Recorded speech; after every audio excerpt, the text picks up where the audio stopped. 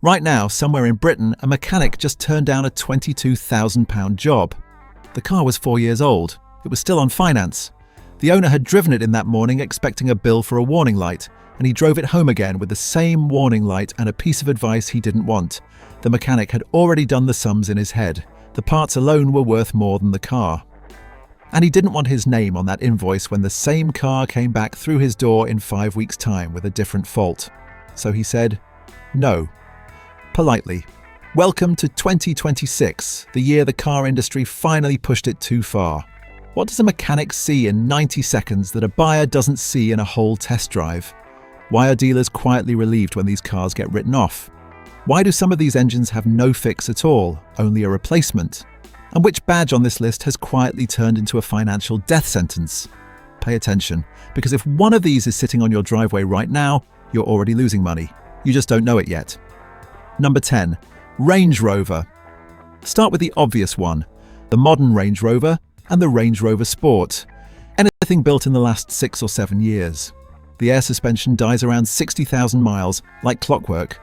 One corner sags overnight, then the dashboard tells you the suspension fault is critical and the car lowers itself onto its bump stops in a supermarket car park. £2,000 to £3,000 for compressors and airbags, and that's before anybody has been paid for the labour. Then the electrical system starts. Modules stop talking to each other. The infotainment screen freezes on the reversing camera. The tailgate opens on its own in the night. The gearbox drops into limp mode on the motorway and leaves you doing 40 in the inside lane with the hazards on. And here's the kicker. Only the main dealer has the software to code those modules when they fail. Your independent garage can plug in and read the fault codes. They can tell you exactly which module has died. They just can't bring the car back to life because the part arrives locked and has to be married to the car by somebody with a franchise. Then there's the part that's purely British. Thieves worked out the keyless entry years ago. They stand at your front door with a relay box, copy the signal from the key on the hall table and drive it away in under a minute. Insurers noticed. Owners in London and Manchester were quoted £4,000 and £5,000 a year, and plenty of them were simply refused cover altogether. Land Rover spent millions retrofitting security to older cars, which tells you how bad it got. So what does this mean for you? You bought a £90,000 car. 5 years later, it's worth 30. 7 years later, it doesn't start. The dealer quotes you $8,000 just to make it move again, and your insurance renewal costs more than a family holiday. Mechanics watch this story play out every single week. They know there's no winning. The customer always loses. So they say no, and they let somebody else take the blame. You know what bothers me about all this? 20 years ago, a Range Rover was a status symbol in the proper sense of the phrase. Something a farmer bought and kept for 15 years, towing a trailer through a field every winter and still starting first turn of the key. My uncle had one that went round the clock twice. Now it's a lease lottery ticket. You don't own it, you rent it for 3 years, and the entire game is praying it survives to the handover date so it becomes somebody else's problem. And here's the part that really gets me. The owners aren't even angry anymore. They expect it. They joke about it at the school gates. They budget for it. We have collectively decided that a car costing the same as a deposit on a house is allowed to fall apart, and we've stopped complaining. That's not a car problem. That's a standards problem. We've normalised bad engineering. The next one isn't luxury at all. It's the school run. Number 9. Nissan. The Qashqai. The X-Trail. The Juke. For over a decade, the Qashqai was the best-selling family car in Britain. Built in Sunderland, sold to everybody, which means there are hundreds of thousands of them out there right now on driveways in every town in the country. 2 problems. The small turbocharged petrol engines stretch their timing chains. You get a rattle for 2 or 3 seconds on a cold start, and most owners tell themselves it's normal. It isn't. When that chain finally jumps a tooth, the valves meet the pistons and the engine is scrap metal. £1,500 to £2,500 if you catch it early. £4,000 plus if you don't. Then the automatics. The continuously variable transmission fails between 60 and 80,000 miles, sometimes sooner if it's spent its life in traffic. It starts as a whine, then a shudder pulling away from a junction, then one day it selects drive and nothing happens. £3,000 to replace it on a car worth £5,000. You see the maths problem? Garages refuse these jobs, and here's the reason they don't tell you to your face. The rebuilt unit fails again inside 2 years. The customer doesn't blame the design. The customer blames the man who fitted it, leaves a 1-star review, and tells everybody in the pub. So the garage protects itself. You bought a Nissan because it was the sensible choice. £26,000, 5 stars, cheap insurance. 5 years later, you're standing in a retail park car park with an engine that runs perfectly and a gearbox that won't move. Nissan quietly revised the chain. They extended goodwill to some owners who complained loudly enough. They never recalled the cars already on the road. That's why your local place won't touch it. Number 8. BMW diesels. The 1 Series, the 3 Series, the 5 Series and the X3 with the 2-litre diesel. The engine everybody in this country drove without knowing its name. For roughly a decade, this was the most common diesel on British roads. Every minicab at the station. Every company car in the outside lane. Every used 320d sold as a sensible way into a premium badge. And BMW put the timing chain at the back of the engine, hard against the bulkhead. Not the front where every other manufacturer puts it, the back. Which means the engine has to come out of the car to change it. Think about what that sentence actually costs. A part worth £80 behind £1,500 of labour. The chain starts stretching from around 90,000 miles. You get a rattle on startup for a week, maybe 2, and then the guides shatter, the chain jumps, and the engine destroys itself in about a second and a half. £2,000 to £3,000 on a car worth 4, and that's only the headline fault.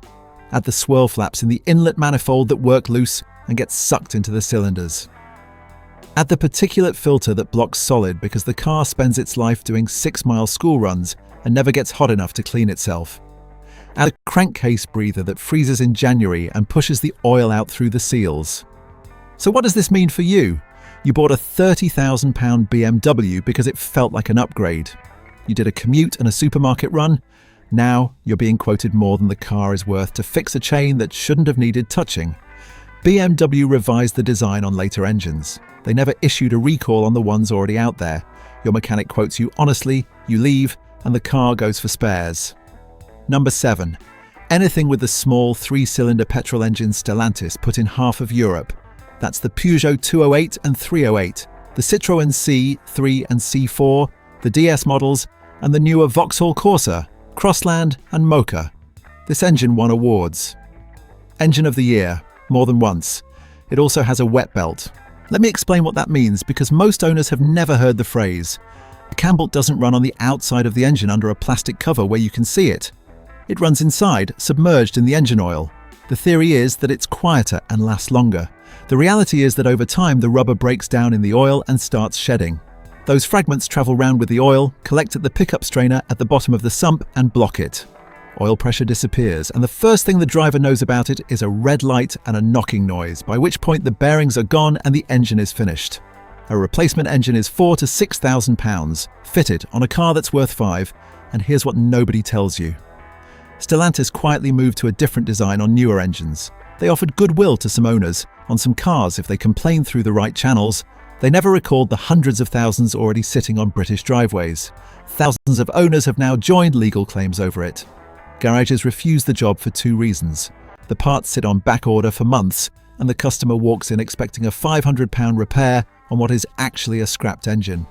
So they tell you the truth instead. Sell it before it dies, and they hand back the keys. Number 6. Tesla. The Model S, the Model X, and plenty of Model 3s on British roads. This one isn't about the engine. There is no engine.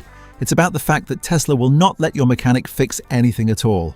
The battery degrades, and once you're outside the warranty, a replacement is £10,000 to £15,000, assuming there's one in the country and you're prepared to wait. The door handles fail because they aren't handles. They're little electric motors, and each one is hundreds of pounds. The screen freezes, and now the entire car is a locked metal box. You can't drive it, you can't open the boot, you can't even fold a mirror. Then there's the crash problem, and this is the one that catches people out in Britain. Tesla only recognises approved repair centres, and there are a handful of them in the whole country. So a car park scrape turns into a 3-month wait for a panel, the courtesy car bill goes through the roof, and your insurer does the arithmetic and writes the car off rather than repair it. That's why the premiums are what they are. Independent garages can't even buy the parts. The diagnostic software needs a Tesla account. There is no Haynes manual for this. So what does this mean for you? You don't own a Tesla. Tesla owns it, and you keep paying for the privilege of sitting in it. I'll be honest, the Tesla situation makes me angry, and not for the reason you'd expect. The cars aren't bad. Some of them are brilliant to drive, and the technology genuinely moved the industry forward. It's the principle. You spent £70,000 of your own money on a physical object, and you are not allowed to decide who repairs it. That's not a car. That's a subscription with wheels, and the reason it matters isn't Tesla. It's everybody else. Every manufacturer in the world watched Tesla lock the ecosystem shut and thought, we could do that. Software-locked features, dealer-only diagnostics, parts that refuse to work until head office says they can. In 10 years, every car will work this way, and the independent garage at the end of your road, the one with the same family name over the door since the 70s, simply won't exist. That's the real story behind this list. Number 5, the Mini Cooper S. Anything with a turbocharged petrol engine from the last decade or so. This car is built in Oxford, wrapped in a Union Jack, and sold as a bit of British fun with a go-kart steering rack. Underneath, it's German engineering in fancy dress, and it manages to brake like both. The timing chain stretches from around 60,000 miles. You'll hear it as a death rattle for the first 3 seconds on a cold morning, and if you ignore it for a fortnight because you're busy, the engine is scrap. £2,000 to put right. The intake valves choke with carbon because with direct injection, no petrol ever washes across them, so the deposits just build until the car feels asthmatic and won't pull in fourth. The fix is walnut blasting. £400, every 40,000 miles, forever. The water pump and the thermostat housing leak, and on some cars that leak goes straight into the alternator, so a £50 part causes a £1,500 bill. The high-pressure fuel pump fails without warning, usually pulling out of a junction. For a car that costs £30,000 new, you are spending £2,000 a year just to keep it on the road. Mechanics know exactly what it is. Expensive engineering in a cute British costume. That's why they pass. Number 4. Maserati. The Ghibli, the Quattroporte, the Levante. Stellantis has all but walked away from this brand in Britain. There are only a handful of official dealers in the entire country, so if you live anywhere north of the Midlands, an orange warning light becomes a day trip and a hotel. Parts sit on back order for months when they exist at all. The gearbox is sealed, so the fluid service that would have saved it isn't offered. The engines in the older cars were built by Ferrari, which sounds wonderful in the brochure and means something very different when you need a technician trained by Ferrari, because those people work in maybe a dozen workshops nationwide and they're booked until spring. You bought a Maserati because it was a discounted Italian dream. £80,000 new, $20,000 at 3 years old, which is the number that tempts people in. Then something breaks, something small, a sensor, a module, a suspension arm, and the car sits on your drive under a cover for 5 months, waiting for a part that may never come, while you tell everybody it's fine, it's just in for a service. That's why mechanics won't touch them. The liability is too high, the customer expects a miracle, and the only miracle available is the slow realization that you should have bought something else. Number 3. The Volkswagen Group Automatics. The Golf, the Polo, the Audi A3, the Skoda Octavia, the Seat Leon. Anything with the 7-speed dry-clutch automatic gearbox, which is an enormous number of very ordinary family cars in this country. Here's the trick. Volkswagen sealed the control unit, the mechatronic, inside the gearbox and told everybody it was maintenance-free. It is not maintenance-free. It judders in stop-start traffic, so you assume it's your clutch control and you don't think about it. Then it hesitates for a full second at junctions, which is frightening when you're pulling out in front of a lorry. Then one morning you select drive on your own driveway and the car simply sits there, revving. £1,500 to £2,500 on a family hatchback worth £6,000. Volkswagen has known about this from the beginning. There were software updates, there were extended warranties on certain build dates, there were recalls in some markets. Old cars, out of the window, you're on your own. And here's the part that makes it worse in Britain than almost anywhere else. Most of these were bought on finance, driven for 3 years, and handed straight back. So the person who pays the bill is never the person who chose the car. It's the second owner, the one who bought a 5-year-old Golf for cash because it was the sensible thing to do and got a gearbox with a self-destruct timer already halfway down. That isn't bad luck. That's product planning. Number 2. Audi. The Q7 and the A8 and the big engines in both. The air suspension fails. Same story as the Range Rover. Same sound of a compressor grinding itself to death in the boot, £2,000 to £4,000. On the big diesel, there's a small hexagonal drive that turns the oil pump, and when the corners wear round, the pump stops turning and oil pressure disappears. There's often no warning at all before the noise starts, and by the time you've pulled over, the engine has destroyed itself from the inside. £6,000 minimum, and most owners walk away instead. And on the 12-cylinder and the older V8s, the timing chains are at the back of the engine. Same as the BMW, only worse because on these the entire front end of the car comes off to get at it. Routine maintenance becomes a £10,000 job. That is not a typo, and it's not an exaggeration. It's a quote sheet I've watched somebody read twice because they thought there was an extra digit. So, what does this mean for you? You bought a £65,000 Audi and looked after it properly. 10 years later, it's worth £7,000. 2 repairs and you've spent more than the entire car is worth. Mechanics walk away from these because they know the maths better than the owner does. They know the customer will blame them when the next thing breaks. And with these cars, the next thing always breaks. Number 1. The Ford 1-litre EcoBoost. The Fiesta. The Focus. The EcoSport. The Puma. The best-selling small engine in the best-selling cars in Britain for the best part of a decade. If you're watching this from the UK, there is a genuine chance one is parked outside your window right now. And it's a mechanic's nightmare. It has a wet belt too. Same principle as the Peugeot, same ending.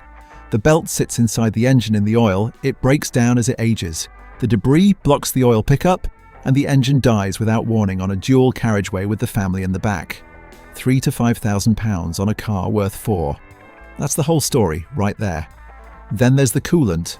On a lot of these engines, a hose and the Dega system fail. The coolant vanishes without ever pooling on your drive, so you never see a leak, and the cylinder head cracks from the heat. Ford issued a service action for it. Not a recall. A service action. Which means they know. They've written it down, and you pay for the fix the moment the warranty is gone. Mechanics see hundreds of these cars a year. They know every failure by the noise it makes. They know every price before they've opened the bonnet. And when a car this common becomes a car they refuse, that tells you the problem isn't rare. It's the standard. Before you sign that finance agreement on your next car, ignore the paint, ignore the screen, ignore the alloys, and ask one question. Will the garage at the end of my road still be able to work on this in 7 years' time? Not the dealer. The garage. The one with 3 ramps and a kettle. If the answer is no, walk away because everything else on that forecourt is decoration. The only thing more expensive than a bad car is the bad car you can't fix. If you own one of these 10 or you're about to sign for one this month, tell me which in the comments. Be honest about the mileage. The patterns in those threads are genuinely how I know which model is failing fastest in 2026, and they're better data than anything the manufacturers publish.